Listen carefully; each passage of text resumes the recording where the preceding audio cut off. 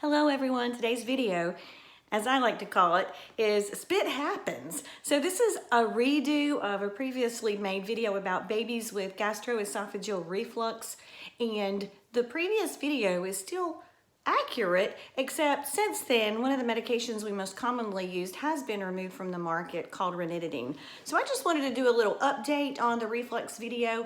Everybody knows that babies can spit up, right? Some parents do seem to find it as a surprise, so I want to reassure you that they can and explain a little bit about what's going on. First of all, imagine, if you will, we were all on a completely liquid diet and we all had to lie flat on our backs. We would probably, at least I know I would, we would probably reflux too, because thicker things stay down easier than thin things.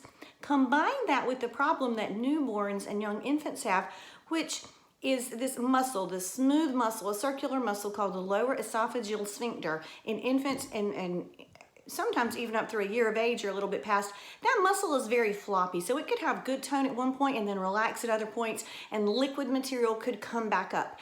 Anything that increases the intra-abdominal pressure of the baby, straining to poop, crying, anything, a too tight of clothes or a strap on the car seat, could put some pressure and bring the liquid back up, especially tummy time, which we love for developmental purposes. But if you feed a baby an entire nursing session or entire bottle of formula and then place the baby on its tummy, very likely that some of that milk's going to come back up. So I want you to think of infants as sort of gravy boats. If you tip them over, the milk's just going to come right back out. So I don't want you to be overly concerned when your baby spits up. Now, this is to be differentiated from a much more serious condition called pyloric stenosis, which is when going through the stomach, then at the bottom, another muscle called the pylorus is much too hypertrophied or big and thick, and it obstructs everything from the stomach from going further down the system.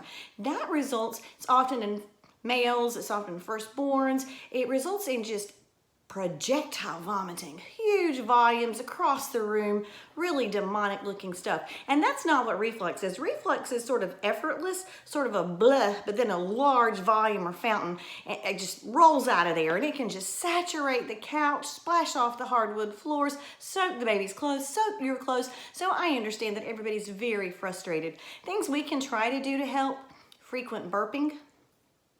Maybe some studies say that doesn't make any difference. It can't hurt. Elevating the head afterwards just to help keep gravity on your side and hold that milk down. We mentioned thicker stuff stays down better than thinner stuff, so speak with your pediatrician. Sometimes we will mechanically thicken the feeds by using a stage 1 single ingredient cereal such as rice or more often oatmeal. The downside of that is that babies typically in the first few months of life are exceptionally gassy, colicky, fussy, cranky, and they can't always digest the carbohydrates well, and that can make them increasingly gassy, and the added starches can also lead to some constipation, which we try to fix with added teaspoon of dark Karo syrup here and there as needed.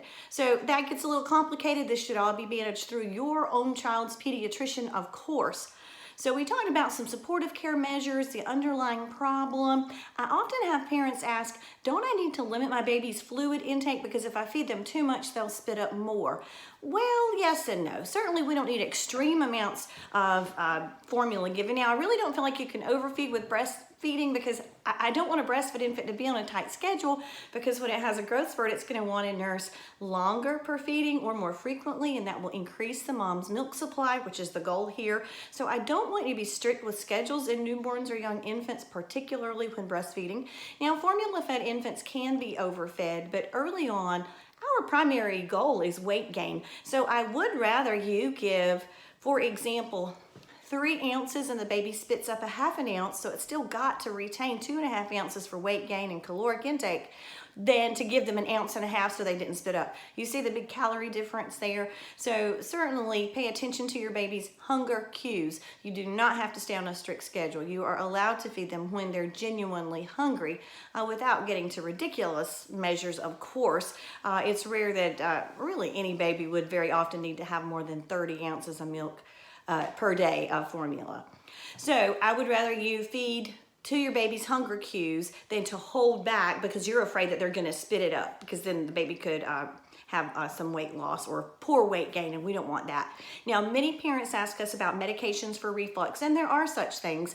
Just remember, We just discussed this is a physiologic process. This is something the baby will outgrow, thank goodness. Usually it starts to get better as solid foods are introduced, as the baby spends more of its life upright, and just the muscle actually gets stronger. So sometimes it starts improving by 7 to 8 months, sometimes it's a year or a little bit past, but it will improve. This is a temporary condition, thank goodness. The most important thing is that your baby is gaining weight, and that should be monitored regularly at your well child checks.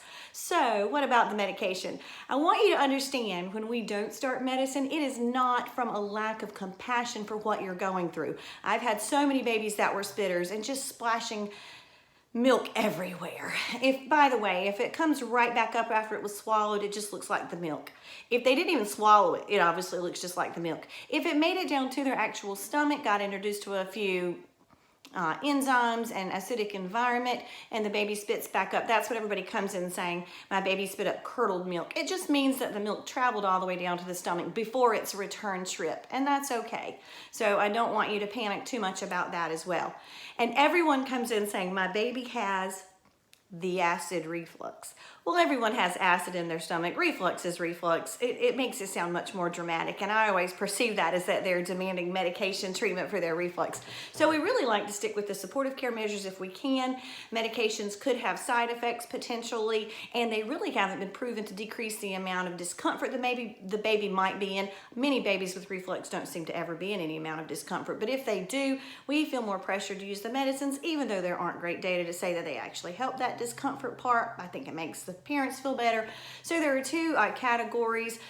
We used to use ranitidine, so there's a life lesson for you that was pulled from the market, and so that was the one we used forever, and just felt that it was so old, so cheap, so easy, so safe, and then it was pulled. So I do think that's sort of a word of caution to all of us. In that same family, we now have famotidine, or Pepcid would be the brand name for adults. Famotidine is tricky for prescribing for infants though, because it comes in 40 milligrams per 5 ml. So that makes it 8 milligrams per ml. Well, the dose is only 1 milligram per kilogram divided twice a day. So in a 4-kilo baby, you need 4 milligrams a day, only 2 milligrams per dose, and it comes in 8 milligrams per 1 ml. You're going to be giving the baby 0.25 of 1 ml, which is really very tricky. So we try to not do meds, but we can if we have to. And the other options are proton pump inhibitors, which we even more so are trying to limit or avoid when possible. One of the ones in that category we often use is Omeprazole, and at least it's only 2 milligrams per 1 ml and dosed similarly, and can be dosed once daily.